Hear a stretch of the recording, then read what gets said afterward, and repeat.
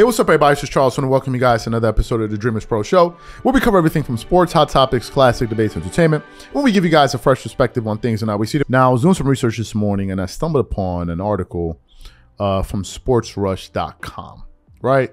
And the article was about former NBA player, Rashad McCants, right? You can go see him on, what's his name? The Jason Whitlock show. I believe he was also in the Big Baller tournament. I believe he was there too.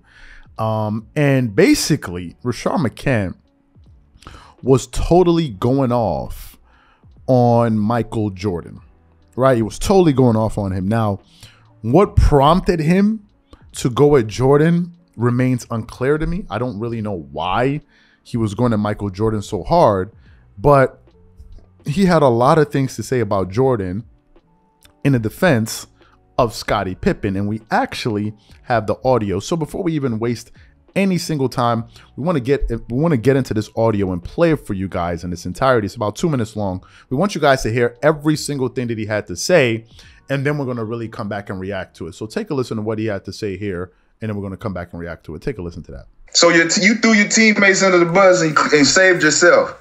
That was the first red flag. There's always truth when you talk about Michael Jordan, because the man is the biggest fraud in the history of sports. We're going to have to unpack this. This is the fire I'm going to start today, because it's like Michael Jordan for years couldn't do no wrong. And then all of a sudden we see The Last Dance, and all the people who up until that point, like myself, was just champion Michael Jordan as being the guy that's just squeaky clean, couldn't do anything crazy. And now we found out that he was the one behind Isaiah Thomas not being a part of the Dream Team.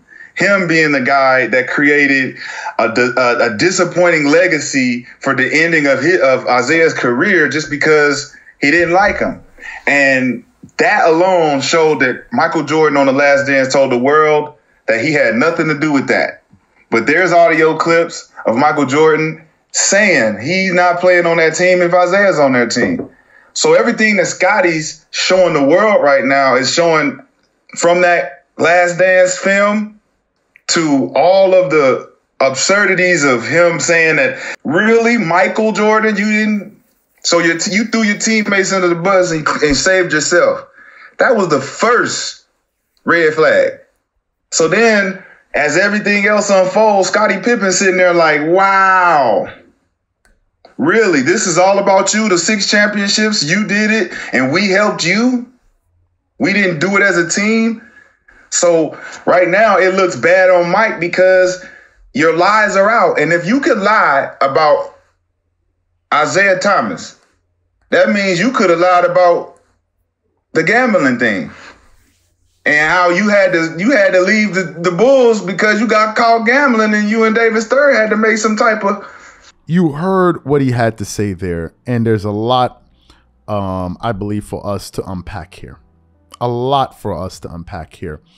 First of all, he seemed to be annoyed at Jordan for a lot of the flack that Scottie Pippen has gotten since the release of The Last Dance. Now, as y'all know, I believe going into that docuseries, all of the Bulls players signed off on being a part of that series. Fine. And if you watched it in its entirety, which I'm sure the majority of you guys did, at one point, they highlighted the game where Scottie Pippen refused to go back in the game, where he got upset with Phil Jackson. And I believe Scottie Pippen got very upset that that part of him was depicted in the docuseries, and he said, I thought this was about our championship runs. Why are you guys highlighting some low moments in my NBA career? And that seemed to be the first point of contention for Scottie Pippen. And to me, I was a little bit confused because it wasn't like as if Jordan was, highlighting the low moments of his teammates and really omitting his. Jordan pretty much covered everybody, the positives and the negatives, including himself. It wasn't like as if the documentary was just all about the great moments in Jordan's career when he was this great guy and winning championships, and he was pointing out the low moments in his teammates' career. He talked about everyone, including himself, which is quite interesting. So it wasn't like as if he was doing it from a self-righteous standpoint. That's the first thing. The second thing is, it seemed as if Rashad McCants was trying to turn Scottie Pippen into the sympathetic figure. Here's the fact of the matter. At no point in time in me covering this story between Michael Jordan and Scottie Pippen have I ever heard Jordan at any point in time come out publicly and say negative things about Scottie Pippen. I never heard it. I can't find the quote. I can't find it anywhere. In fact, Jordan doesn't say anything at all. Whenever we saw Jordan and Scottie Pippen together, they seemed friendly. If you see them, they're laughing at games. You know, there's videos of, you know, Scottie Pippen coming to hug Michael Jordan in the skybox. They laugh, hey, man, good to see you. All of these different things.